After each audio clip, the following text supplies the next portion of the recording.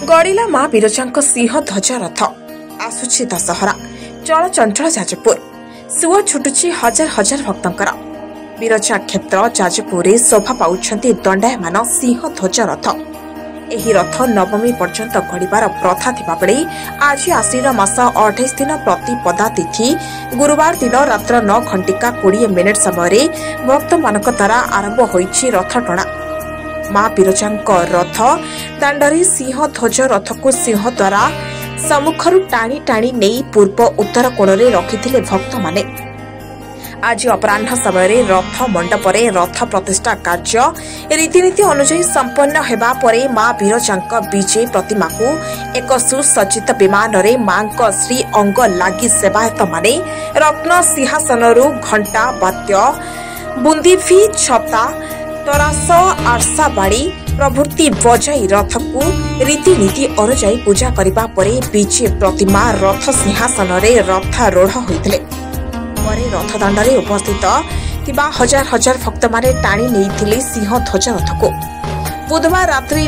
रथाधिवास कार्यक्रम अनुष्ठित होइतिबा परे गुरुवार ठारू माँ विरजांकर 9 दिन व्यापी पाद दर्शन आरंभ होइछि। प्रशासनिक व्यवस्था दृष्टिकोणरू सहरव्यापी पुलिस मुतयन करा जायछि। एही अवसर में अतिरिक्त जिलापाल समेत टाउन थानार भारप्राप्त अधिकारी श्री शरदचंद्र पात्र और अन्य प्रशासनिक अधिकारी उपस्थित रही कार्य तदारख करुछन्ति। जाजपुर दिलीप शंकर बेहरांक रिपोर्ट ओडिशा संग्राम न्यूज। विरजा संस्कृति गवेषक वरिष्ठ पूर्वधा विरजा जानती समग्र भारत वर्ष में श्रीभुजा विरजांकर एक मूर्तितात्विक वैशिष्ट्य केवल रही प्रत्येक पूजा पद्धति रूपचर्चा और पर्वपर्वाणी विलक्षण परंपरा परिदृष्ट हुए से आज जो आश्विन मास 16 दिवसीय पूजा समग्र भारत वर्ष में विभिन्न देवी पीठ आरंभ होता बेले विरजा पीठ माँ 16 दिवस पूजा मध्य माँ जो रथयात्रा परंपरा ये एक विलक्षण वैशिष्ट्य ग्रहण कर जो 9 दिन आज आश्विन मास प्रतिपत्ति माँ प्रतिष्ठा मंडपे तथा देवता यथाविधि पूजा यज्ञ होम है माँ अर्चा विग्रह ये सिंहध्वज रथरे रथारूढ़ हो आज से आरंभ कर जैत्र अभियान से आसुरी शक्ति को पृथ्वी निश्चिन्न करने ये जो निज बेड़ा को 9 थर परिक्रमण करेंगे 9 दिन मध्य महानवमी महानिशारे से रथरू अवतरण कर राखलीला सरसंधान पूर्वक 9 दिन अंतर निज मंदिर को प्रवेश करेंगे। जदि आम माँ विरजांकर ये सिंहध्वज रथ परंपरा को अनुसरण करवा तेरे गोटे कथा स्पष्ट नजर को आसे माँ ये पतित पावनी शत्रु और संहारिणी लोक कल्याणकारिणी रूप से ये 9 दिन रथारूढ़ हो